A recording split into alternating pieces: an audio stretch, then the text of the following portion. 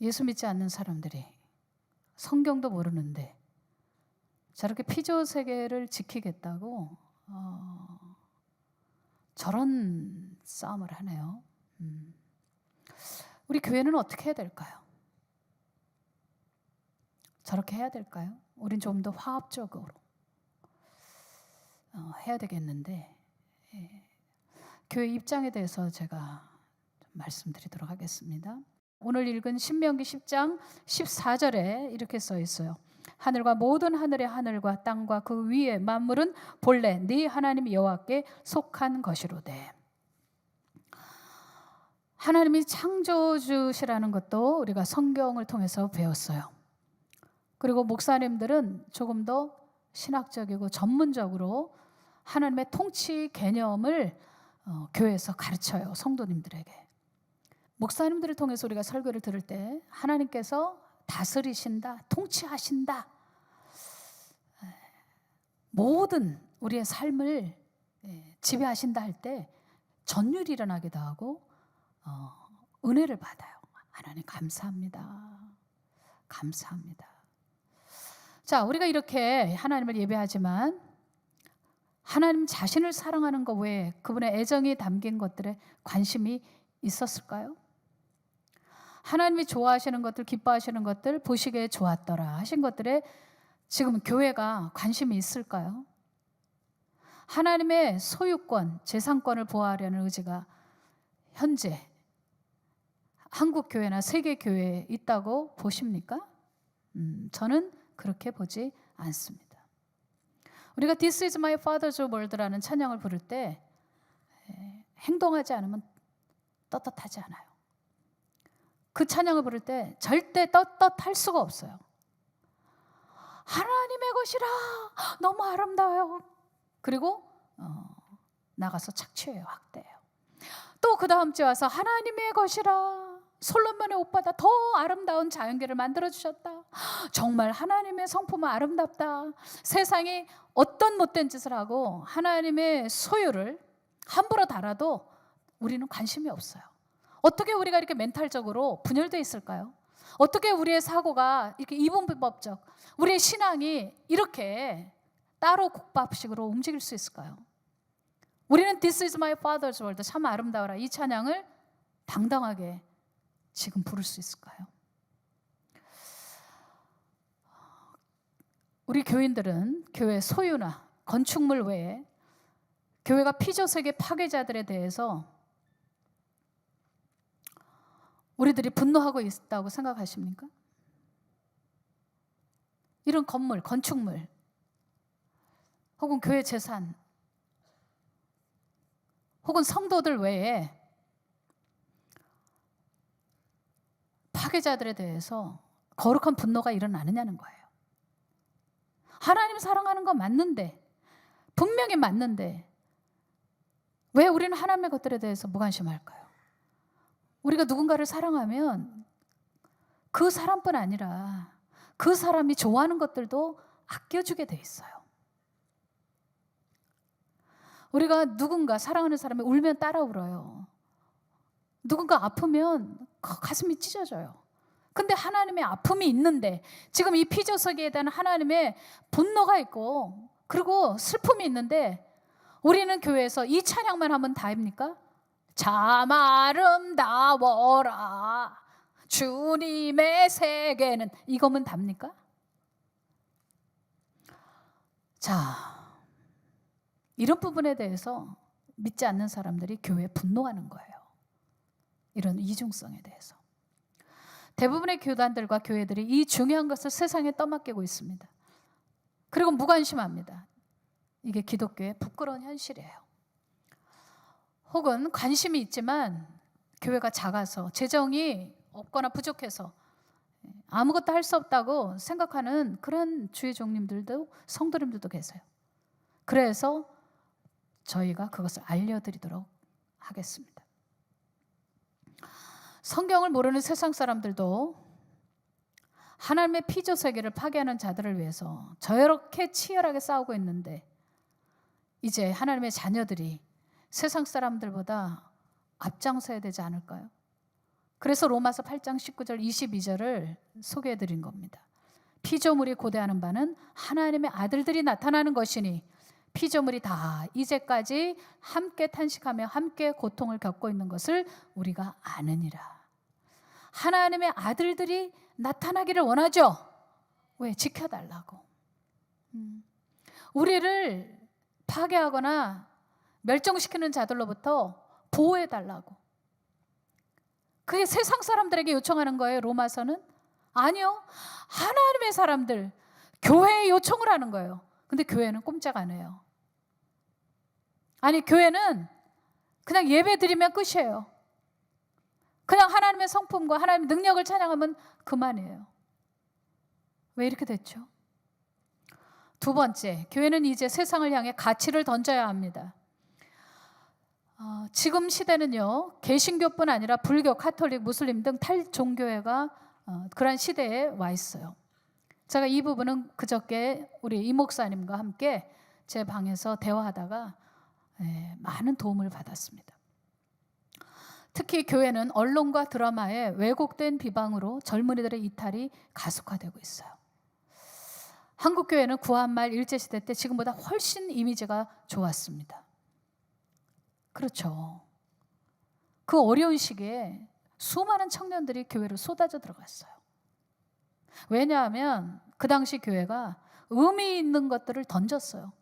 그리고 공공적 가치를 세상에 던졌어요. 그냥 단순히 교회에서 예배드리고 성경 공부뿐만이 아니었어요. 그들은 그 당시에 조선이라는 땅의 교육과 남녀 차별 문제, 한 예를 들면 선교사님들이 오셔가지고 길에 버려진 고아이들, 혹은 먹고 살기 힘들어서 버려진 그런 아이들, 이런 아이들을 데려다가 교육시키면서 막 이화여고, 막 이화여대, 막 이런 거 세우지 않았습니까? 위생 문제, 우리 조선 시대 때 조상님들이 이 부분에 대해서 너무 약했어요. 씻는 것도 잘하지 않았고, 뭐 먹고 살기 힘드니까요. 그리고 길에는 막 그냥 온통 오염과 막 그 변들 있잖아요. 오물들로 가득했어요. 막 장티푸스, 뭐 콜레라 할 거 없이 많은 문제들이 있었어요. 이걸 선교사님들, 특히 의사 선생님들이 외국에 오셔서 상당수 개입하고 도와주었어요. 또 그 당시에 우리나라 왕이 너무 무능했어요. 우리를 식민지화했던 일본도 문제지만 그 당시의 왕과 신하들은 전혀 백성들에도 관심이 없었어요. 부가 양극화되어 있었어요. 그리고 사회적 약자들에 대한 착취가 너무 심했어요. 그런데 교회가 이런 부분에 앞장섰어요. 문제의식을 가지고 행동에 옮겼어요. 다시 얘기할게요. 교회가 그 시대에 백성들이 정말 고통받는 일에 관심을 가지고 있었어요. 단순히 예배만 드린 게 아니에요. 교회 키우겠다, 부흥만 원한 것이 아니에요. 그러니까 세상이 교회에 대한 관심이 생겼어요. 한마디로 그 당시에 크리스찬들은 개인적인 삶의 개선을 위해서도 기도했지만 사회적 가치에 개혁적인 관심을 가졌습니다. 자, 그리고 그들은 사회, 경제, 국가 발전에 엄청난 기여를 했어요. 근데 지금 한국 교회는 그때보다 더 성숙해졌을까요? 더 성장했을까요? 수적인 성장은 일어났어요. 그런데 상당히 많은 크리스찬들이 개인의 사적인 기도 응답에 매달려 있어요. 그 당시보다 훨씬 더 편안한데, 그때보다 훨씬 더 잘 살고 있는데, 공적 가치보다 한국 교회가 이 사회에 신음하고 있는 부분들, 하나님의 입장에서 보려고 하는 것보다 그냥 개인이 하나님께 구해서 응답받는 거, 어떻게 하면 내가 더 많은 부를 취할까, 어떻게 하면 내 자녀들이 잘 될까, 다른 사람보다 더 차별적으로 월등한 위치에 있을까? 그리고 심리적 안정? 참 이상해요. 분명히 성령을 받으면 하나님의 나라에 대한 관심이 생기고 성경 전체도 창조와 그 다음에 타락과 재창조의 이 이야기가 결국은 하나님의 나라 회복을 위한 것으로 가고 있는데 참 이상하죠. 왜 교회가 이렇게 전락하고 있을까요? 왜 개개인의 영적 수준이 이렇게 레벨이 자꾸 떨어질까요? 이기심 때문일까요? 가지니까 더 갖고 싶은 욕심 때문일까요? 자, 지금 한국교회는 단순한 교회봉이나 교단 발전을 위한 가버넌스에서 벗어나 구한말과 일제시대의 교회들처럼 진리 중심, 가치 중심으로 돌아가야 합니다. 믿습니까? 교회가 작든 크든 그거의 문제가 아니에요. 몇 명이 모이느냐가 문제가 아니에요. 일제시대 때 구한말 시대의 교회는 작았지만 굉장히 견고했어요. 말씀 중심으로 서 있었어요. 그리고 이것이 바르냐, 틀리냐, 진리냐, 가치가 있느냐, 의미 있는 그런 행동을 했어요, 교회들이요. 근데 지금은 우리는 어디에 서 있을까요? 한국교회는 지금 어디에 서 있을까요? 조금 더 한국교회는 공적 이미지를 구축해야 됩니다. 왜? 세상이 교회를 욕하는데도 이유가 있기 때문이에요. 좋은 말은 다 하는데 실행하지 않으니까. 예배 때 참 아름다워라, This is my father's world라고 좋은 말이란 말은 다 갖다가 붙이고 쓰는데 실행하지 않으니까. 그런 교회에 대해서 비방하는 세상 사람들만 우리가 탓해서는 안 됩니다.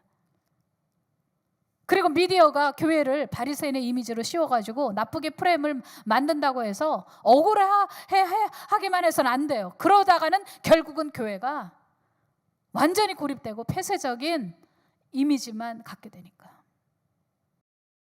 저들이 그냥 벽을 세워버리면 그들은 그들이고 우리는 우리면 어떻게 우리가 전도할 수 있겠어요? 자, 세상은 지금 기후, 환경, 식량, 에너지 여기에 열광을 하고 있어요. 제가 말하는 첨단 방식이란 그들의 마음을 여는 방식이 기후, 환경 문제라고 보는 겁니다. 그리고 교회의 개입이 필요합니다. 현재 세상이 그리고 세계 모든 정부가 여기에 꽂혀 있어요. 이 이슈에 교회가 뒷짐지고 있으면 안 됩니다. 관심 갖고 저들보다 앞서 치고 나가야 합니다. 그것에 대해서 예수님께서 우리에게 미리 경고해 주셨어요. 너희는 세상의 소금이니 소금이 만일 그 맛을 잃으면 무엇으로 짜게 하리요? 후에는 아무 쓸데없어 다만 밖에 버려져 사람에게 밟힐 뿐이니라. 세상으로 나가야 합니다. 세 번째, 하나님을 찬양하는 것을 인간 중심이 아니라는 것을 알아야 합니다. 여러분, 하나님을 찬양하는 것이 인간만의 것입니까? 아니면 만물입니까? 인간 중심이 아니라 만물 중심이다. 찬양은 우리의 이 개혁이 필요해요. 이 의식 변화가 필요해요. 시편 148편에 보면 찬양은 인간뿐 아니라 모든 피조물들이 하게 돼 있음을 알 수 있어요.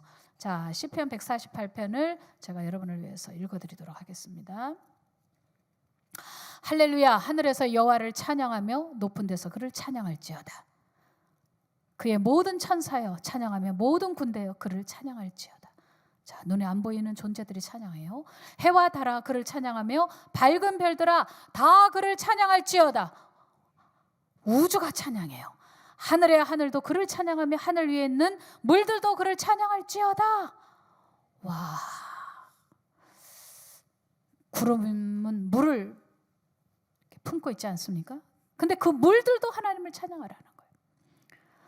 굉장히 과학적이죠. 그것들이 여호와의 이름을 찬양하면 그가 명령하심으로 지음을 받았습니다. 찬양은 하나님 명령, 인간만이 아닌 만물 찬양. 그가 또 그것들을 영원히 세우시고 폐하지 못할 명령을 정하셨도다. 너희 용들과 바다여 땅에서 여호와를 찬양하라. 불과 우박과 눈과 안개와 그의 말씀을 따르는 강풍이며, 그죠? 바람에도 음파가 있어요.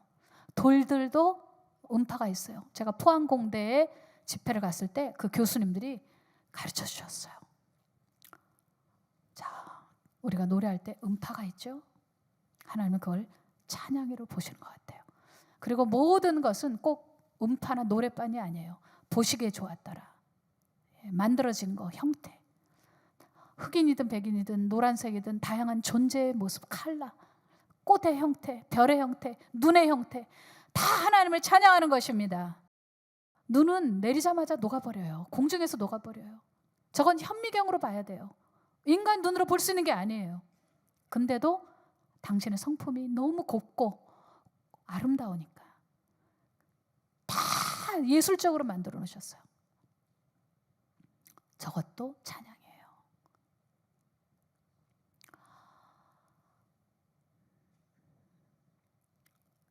아직 시편 148편 다 안 읽은 것 같아요. 산들과 모든 작은 산과 과수와 모든 백향목이며 짐승과 모든 가축과 기는 것과 나는 새며 세상의 왕들과 모든 백성들과 고관들과 땅의 모든 재판관들이며 총각과 처녀와 노인과 아이들아, 여호와 이름을 찬양할지어다. 그의 이름이 홀로 높으시며 그의 영광이 땅과 하늘 위에 뛰어나심이로다. 그가 그의 백성의 뿔을 높이셨으니 그는 모든 성도 곧 그를 가까이하는 백성 이스라엘 자손의 찬양 받으실 이로다. 할렐루야. 그러죠? 이사야서 43장 21절에 우리를 지으신 것은 하나님을 찬양하기 위해서, 하나님과 인격적 교제, 감사하며 넌 참 좋은 아이구나. 네, 주님이 저를 만드셨어요. 주님 감사합니다. 주님이 이 자연이 얼마나 눈이 부신지 모르겠어요. 이건 너를 위한 거야. 네, 주님 감사합니다. 네, 찬양은 하나님과 우리를 교제하게 해요. 세 번째, 지금 계속 읽어가겠어요. 그런데 이렇게 찬양을 인간 중심으로 보았기에 수많은 동물 착취와 생태계 파괴가 일어나고 있어요. 영국 사람들, 프랑스 사람들, 저 서구에 있는 사람들이 식민지 하면서 어떻게 했어요? 아프리카에는 상아, 코뿔소, 뼈 할 거 없이 심지어 흑인들도 동물 취급을 해가지고 노예화 시켰어요. 왜? 성경을 너무나도 인간 중심, 자기 중심, 이기적 중심으로 해석을 하니까 창세기에 있는 말씀을 얼마나 비틀고 왜곡했는지 몰라요. 다스리라고 그랬지. 그리고 보호해 주라는 것이지. 그게 어떻게 생명을 빼앗는 것이 되겠어요. 욕심 때문에. 그래서 성경을 진짜 하나님의 눈으로 해석해야 돼요. 하나님 중심으로 성경을 이해해야 돼요. 코에 걸면 코걸이, 귀에 걸면 귀걸이, 이런 식으로 해석하면 안 돼요. 그리고 우리가 정치가 끼지 않은 복음주의적인 기후 환경 운동이 일어나도록 해야 합니다. 아멘. 네, 왜냐하면 정치인들은 그들이 원하는 건 권력이에요. 머릿수예요. 투표예요. 그런데 이런 환경 이슈를 들이대서 순수한 사람들을 악용할 수가 있어요. 여러분들, 기업인이 추구하는 게 뭐죠? 이윤이죠. 여러분, 사업하는 사람은 뭐를 벌고 싶어요? 돈 벌고 싶죠. 네. 정치인은 권력을 추구하죠. 기독교에는 세상 살리는 거예요. 세상을 예수님 통해서 구원하는 거예요. 그리고 하나님을 찬양하는 것을 인간 중심뿐이 아닌 훨씬 더 스펙트럼을 성경적으로 바로 보기 때문에 모든 만물을 구해야 돼요. 지켜줘야 해요. 그리고 이런 환경 이슈를 죄의 문제에서 접근해야 됩니다. 그리고 세상이나 정치의 전유물이 아니라 찬송으로 접근해야 됩니다. 우리가 죄를 지었을 때 하나님을 찬양하는 것은 어려우니까요. 하나님이 찬양받으시는 것은 어려우니까요. 그래서 예수님께서 이 세상에 오신 거예요. 그래서 예수님께서 십자가에 달려 돌아가신 거예요. 우리의 죄의 문제를 해결해 놓으신 거예요. 그리고 우리로 비로소 하나님과의 관계 회복을 통해서 찬송하도록 만드신 거예요. 그게 우리의 원자리예요. 원자리. 자, 성경에는요, 창조, 죄, 타락, 재창조에 관한 이야기예요. 이건 회복에 관한 거예요. 예수님의 십자가는 이 모든 것을 위한 딱 중심에 있습니다. 예수님이 거기 중심에 있습니다. 예수님이 이 세상에 오셨고, 그리고 십자가 달려 돌아가셨고, 부활하셨고, 그 다음에 승천하셨고, 재림하십니다. 여러분, 이게 성경 원리입니다. 믿습니까? 그런데 예수님께서 다시 오실 때 모든 것이 회복돼요. 그게 바로 인간 회복, 만물 회복이에요. 인간 회복, 만물 회복. 하나님께서 처음에 인간을 만드셨어요. 그리고 에덴 동산이라는 터전을 주셨어요. 그곳에는 사랑만 존재했어요. 사람으로 즐겁게 하는 것은 사랑밖에 없어요. 물질은 잠깐, 유튜브 그런 거 보세요. 그냥 잠깐 쉬는 것 같고 만족시키는 것 같은데 이상해요. 더 목말라요. 집에서 유튜브를 계속 한번 찾아보세요. 웃기도 하고 놀래기도 하고 섬뜩하기도 하고 어떤 것은 얻을 만한 정보도 있고. 그런데 계속 보세요. 결과가 나왔잖아요. 유튜브 많이 하는 사람은 무기력증에 빠진다고. 무기력증. 하면 할수록 목마르거든요. 웃고 나서도 뭔가가 속이 허전하고, 그래서 또 중독이 돼서 자꾸 뒤지는 거예요. 그래서 또 봐요. 그럼 그 순간 잠깐 즐겁고 눈이 해피하게 만드는데 이상한 증상들이 나타나요. 부작용들이 나타나요. 우리 아이들 유튜브 혹은 이 스마트폰 조금 멀리 해야 돼요. 아멘입니까? 그것은 회복시키지 않아요.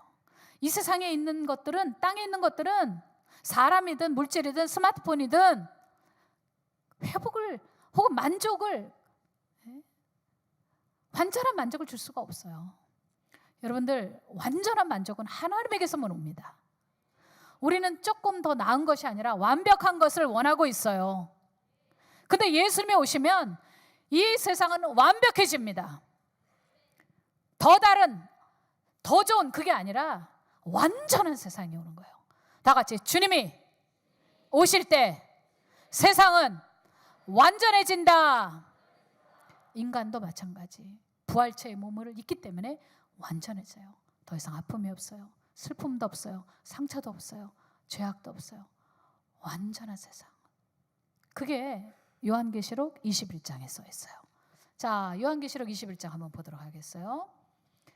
자, 21장 3절. 내가 들으니 보좌에서 큰 음성이 나서 이르되, 보라, 하나님의 장막이 사람들과 함께 있음에 하나님이 그들과 함께 계시리니 그들은 하나님의 백성이 되고 하나님은 친히 그들과 함께 계셔서 모든 눈물을 그 눈에서 닦아주시니 다시는 사망이 없고 애통하는 것이나 곡하는 것이나 아픈 것이 다시 있지 아니하리니 처음 것들이 다 지나갔음이로라. 그러니까 예수님이 재림하셔서 우리에게 주실 축복은 뭐냐면 에덴 동산의 회복입니다. 하나님께서 만드셨던 그 완전한 세상으로 우리가 돌아가는 거예요. 다 같이 참 좋다. 더 좋을 수 없다. 바로 그런 세상을 기다리고 있는 거예요. 그래서 우리는 고백하죠. 마라나타, 주 예수여 오시옵소서. 모든 만물들은요, 고유의 다양한 방식으로 주님을 찬양해요. 다르기 때문에 업신여기는 것은 아주 좋지 않은 행동이에요. 생김새가 다르다, 종이 다르다, 인종도 다르다, 형태가 다르다, 물속에 있다, 물 밖에 있다. 지능이 인간의 기준이죠. 높다. 우리는 물고기만치 빠르게 수영할 수 없어요. 혹은 치타처럼 그렇게 빨리 달릴 수도 없어요. 인간의 기준은 IQ일지 모르지만 하나님의 기준은 그거 아니에요. 당신이 완벽한 설계자, 지성과 사랑으로 완전하게 모든 것을 지으셨기 때문에, 할렐루야. 죄가 모든 것을 차별하는 거지 주님은 차별하지 않습니다. 각자의 방식대로 주 하나님을 찬양하도록 만드셨어요. 우리 방송실에서 고래의 울음소리를 들려주실 수 있다면 너무 행복할 것 같아요. 특별히 혹등고래는 노래를 작곡을 하잖아요. 우리가 듣는 찬양은 아니지만 얘네들은 자기네들의 소리를 가지고 노래를 지어요. 그렇게 노래를 지어서 계속 유행해서 부르고, 대태평양에서 유행했던 곡이 저 지중해에서, 대서양에서 막 돌아다녀요. 그러다가 또 누군가 새로운 노래를 작사 작곡을 하면 그럼 또 새로운 것들이 유행해서 땅끝에까지 애들이 부르고 있어요. 어떻게 인간만 찬양한다고 말합니까? 걔네들이 하나님을 인식하든 말든 상관하지 말고 하나님의 입장에서, 하나님이 들으시는 입장에서 생각을 하시면 됩니다. 그게 찬양이에요. 다시 들려주시겠어요?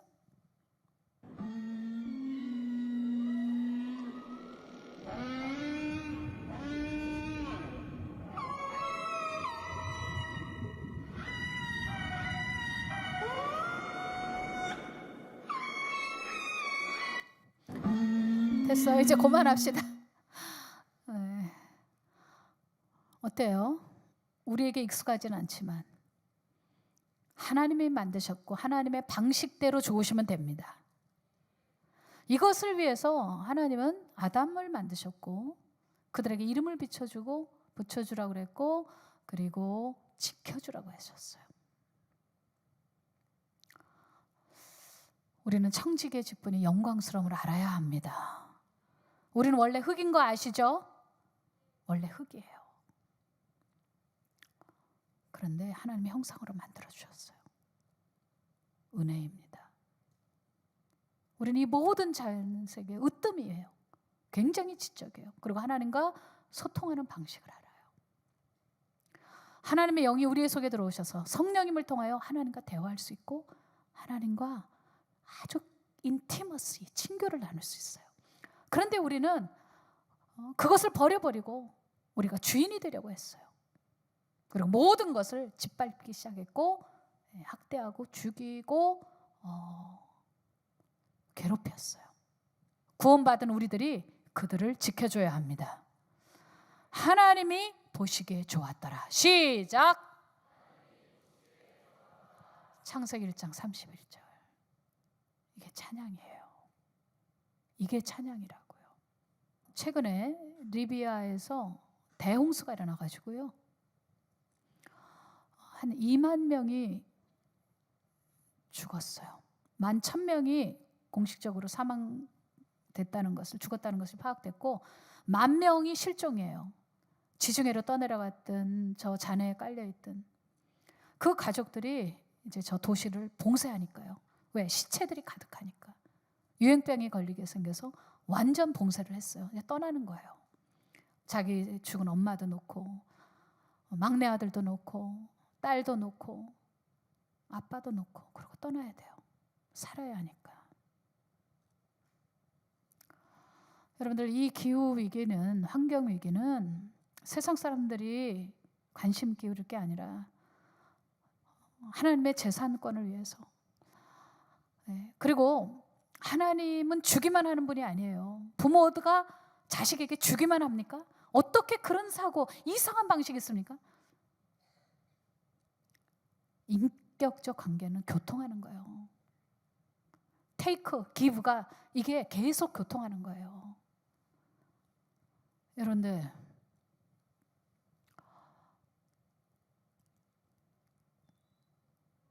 기후 환경 문제는 교회가 나서야 됩니다. 다시 얘기할게요. 교회가 해야 된다고요. 그게 성경적이라고요.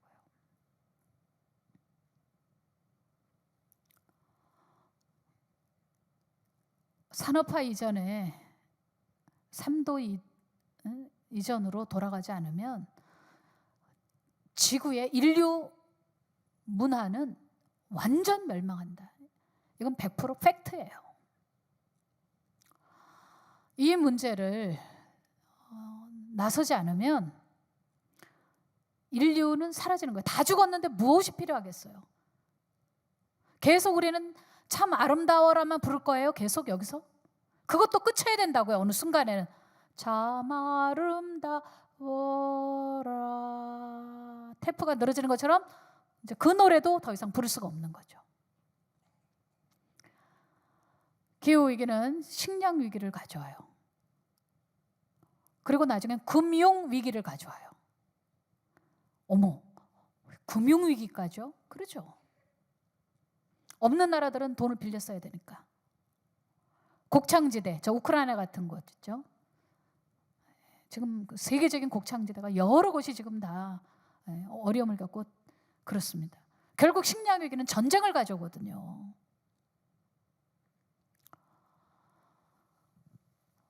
이런 이슈에 대해서 세상은 막 성큼성큼 투자하고 연구하고 뭐 지금 막 젊은이들이 거기에 핫 이슈고 큰 기업들도 그런 이제 재생 기업들 재성 프로그램을 사용하고 투자를 하고 그런 사업 아이템들을 찾고 있어요. 그런데 우리는 참 아름다워로만 노래하면 단가요? 예배 하나님을 그렇게 예배한다고 하면 끝인가요? 우리가 얼마나 지금 스스로 고립되고 폐쇄되고 있는지 아시죠? 세상이 우리를 향해서 침을 뱉고 있어요. 돌을 던지고 있어요. 더 늦기 전에 우리가 arise 일어나야 합니다. 정말 빛을 발해야 합니다. 이같이 너희 빛을 사람 앞에 비치게 하여 그들로 너희 착한 행실을 보고 하늘에 계신 너희 아버지께 영광을 돌리게 하라.